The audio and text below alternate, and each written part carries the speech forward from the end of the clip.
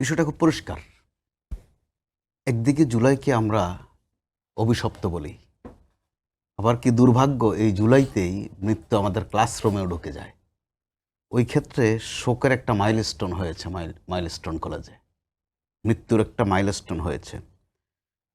আপনি এত সুন্দর করে বিষয়টা এনেছেন, আপনি নিশ্চয়ই নিজেও আবেগপ্রবণ আজকের দিনের এই ঘটনার জন্য। আমরা যারা গণমাধ্যমে কাজ করি, এ তথ্য সংগ্রহ করতে গিয়ে আমরা তো মানুষ, বড় কষ্টদায়ক এক একটা তথ্য। এই ধরনের দুর্ঘটনা আগেও ঘটেছে, এটাই যে প্রথম তা কিন্তু নয়, কিন্তু এবার একটার মাত্রাগত ভিন্নতা আছে, ব্যাপক। এর আগে কোনো ঘটনায় এত সিভিল লোকের মৃত্যু হয়নি, এইগুলো একটা দিক। আবার তো জাহাজ, যে কোনো জাহাজে হোক, ওটা উড়োজাহাজ হোক আর পানির জাহাজ হোক, অত্যন্ত সেন্সিটিভ এবং অত্যন্ত পেশাদারিত্বের বিষয়। বাংলাদেশ বিমান বাহিনীর পেশাদারিত্ব বা প্রশিক্ষণ নিয়ে কোনো প্রশ্ন নেই।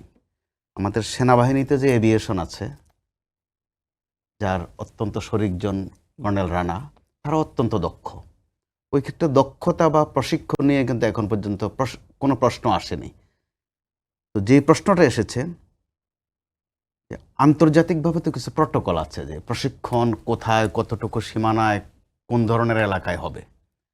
আমরা যেটা গড়পড়তা জানি সাধারণ কাণ্ডজ্ঞানে যতটুকু, যে লোকালয় যেখানে খুব জনগুরুত্বপূর্ণ, জনসংখ্যা বেশি, অর্থাৎ আরবান এরিয়া যেটাকে আমরা বলি, ওইসব এলাকায় সাধারণত এই ধরনের প্রশিক্ষণ হয় না, সেটা আমরা ভাষা জানি। তো বাংলাদেশে সম্ভবত 10-11টা এয়ারবেজ আছে, সংখ্যায় গুনলে হয়, প্রশিক্ষণ হয় 7-8টাতে। এগুলোর সক্ষমতা নিয়ে কিন্তু প্রশ্ন আছে। এই প্রশ্নটা কখন ওঠে? যখন একটা দুর্ঘটনা ঘটে। এর আগেও কিন্তু বিমান দুর্ঘটনা এই ধরনের ঘটেছে, পাট খেতে পড়েছে, ধান খেতে পড়েছে। তো যেহেতু ক্ষয়ক্ষতির পরিমাণ কম ছিল বা প্রাণহানি কম ছিল, কারণে আলোচনা ওইভাবে হয়নি, কিন্তু এই পয়েন্টসগুলো কিন্তু সামনে এসেছে তখন। এবারেরটা যেহেতু একটু ভিন্ন মাত্রায়, মনে হয় নতুন করে আলোচনার দরকার আছে, যে আমরা ওই প্রটোকলগুলো মানছি কিনা, বা আমাদের এয়ারবেসগুলোকে আরও কার্যকর করা যায় কিনা, সক্ষমতা বাড়ানো যায় কিনা। অর্থাৎ আমাদের বাহিনী নিয়ে কিন্তু সমস্যা নেই, প্রশিক্ষণ নিয়ে সমস্যা নেই,